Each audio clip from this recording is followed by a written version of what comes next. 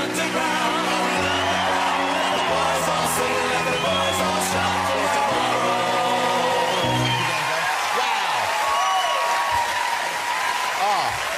thrill. It's a thrill for me to have you back here.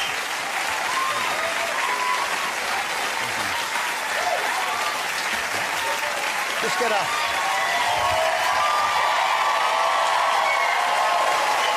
two-shot here. Get a two-shot here. Look at that. Is that not the very definition of eye candy, ladies?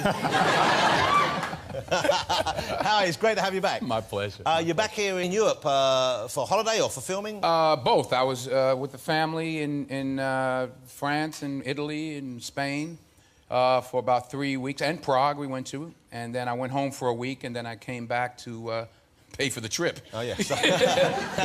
Promoting Pt1. So you're back here for the movie now, which we're going to get to, because I've seen it and I loved it. But what do you make of Europe? How do you like that as a vacation destination for you and the family? Because the kids are pretty grown up now, aren't they? Yeah, they're all just about out of the house. The youngest ones are on their way to college this fall. And we've been going for 19, 20 years now. We take them every summer. We try to go to a city and teach them a little something. So you learn a bit about the city? You learn about a city. They've been to London, they've been to Paris, they've been to Prague, Stockholm, all around. So, the kids are growing up. Are they leaving home? Are they still with you and the missus? The oldest boy's a professional football player, American football player. Wow! Yeah. How old is he? He'll be 25 on Tuesday. So, big guy, strapping fella? Big man, yeah. I got to leave him alone. Yeah, but he's got to sleep sometime. Yeah. You know, so you get it back in. Yeah, that's it. I give him too many sleep. But, bit of dad's discipline. Yeah, and then his younger brother is a basketball player. In fact, they won the California State Championship. And so I'm imagining you're a pretty sporty family anyway. You must be a Yeah, I played basketball and football in college. Okay, so they've got it from you. Would you like to have gone professional? I'm living it through my son. Yeah, of course, I would have loved to have gone professional. I guess I wasn't good enough, evidently. Yeah. But it worked out all right, you know. And now the daughters, you have twins? No, the twins are a boy and a girl. The twins are a boy and a girl. So my youngest twin is, she's the actress in the family. Wow. She's starting to study theater in university this fall. And now, presumably, though, you know, pretty soon you're going to have an empty house. We will have one this fall.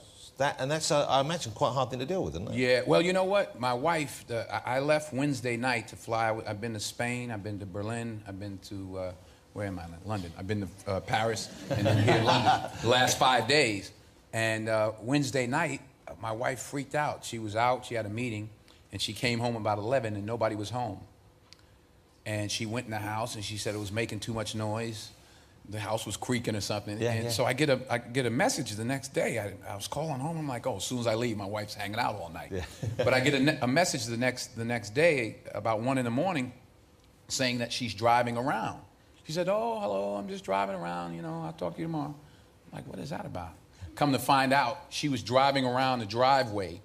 She was so nervous, she's riding around in the driveway in front of the house. So she didn't want to stay in the house? She slept in the car. So you're away from home, your wife has a breakdown? She had a breakdown. But man, I can understand that, because my kids are getting older. I'm dreading, and I know my wife is really dreading when they head off. Well, they're literally joined at the hip or at the stomach. I mean, you know, she bore them, she raised them. It's been her life for 25 years. Would you, you know, I know it's late in life, but you can keep having babies these days, no matter until you're about 70 or 80. Would you consider any more? That's a question for her. Okay. Well, have you asked her? Should we get on the phone now? She's probably driving around outside. Terrified. Should we please just someone to talk to? No, she said she's done. Okay, yeah, you know what, because it's hard to think of going back to that stage when they're tiny, lovely though it is. Okay, Denzel is back in town because there's a brand new big action movie coming out, and it couldn't have a better cast because you've got Denzel opposite the fabulous John Travolta in this film, and it's great seeing you guys work with each other, spar off each other. How much of an influence on you accepting the part was his involvement in the project? I actually suggested him. So you were already signed on for it? I was signed on, and the first person I thought of was John. I'd never worked with John, and I didn't really know him well. In fact, my wife knows him better than me. And is there a story there we should get into here? No, you know, really a sweet man, and you know, we filmed this last year before this terrible tragedy that he had in his family. But we just had a lot of fun, and he loves to sing songs, and you know, because in the story we talk to each other over a microphone, and he over a walkie-talkie, so the first 3 weeks I was on camera and he was in his dressing room doing just the voice. Oh, she did it that way? Yeah, well, let's just start, separately. because people might not. This is a remake of a film, and it's substantially different to the Right, original, which I think is a good thing, because I love the original, and so I thought, well, is it right they remake it? But they've made it so different that it feels like an entirely different film. But the core is pretty much the same. We should explain who you play in it and who John plays in it and what's going on. I play a guy who's overweight. I put on 40 pounds for the film and took it off, I think. Yeah, no, but you look great. But you look pretty good. You can carry the weight, so you kind of got away with it. It's called bigger clothes. Yeah, but and so how did that feel, carrying that extra bulk around? Like an extra 40 pounds. Yeah. But getting there was such fun. Yeah, I bet. Oh, man. Milkshakes, hamburgers, you know. Middle of the night, a little Haagen-Dazs, whole pint. Oh, anything I wanted, just eat. And what would you wear around the house to be comfortable? Not that I'm quite that big, but I feel sweat gathers under here and sometimes in the folds at the back of my knees. And I found an all-in-one sheet with a hole cut in the top. Is cooling. Did you go for the muumuu? I should have.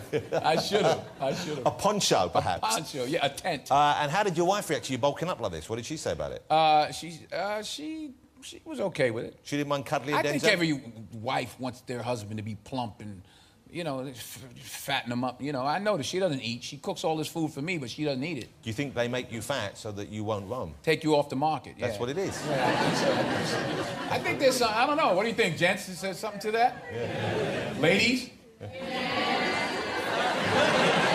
See? They're all blinded by us. We're too glamorous. No, but that's you know, my wife is, she's a traditional, you know, she's a great wife. You know, they say behind every great man is a great woman. Well, my wife's in front of me. I'm following her. She's a great cook, and I remember one time she wanted to hire a chef. I'm like, for who? You ain't cooking for me. Because she's a great cook, and you know, well, that's a lovely thing for her to hear, I bet. What? Will you say, no, we don't need a chef, you're the best cook? No, I'm not eating anybody else's food. That's fantastic. I'm eating my wife's food.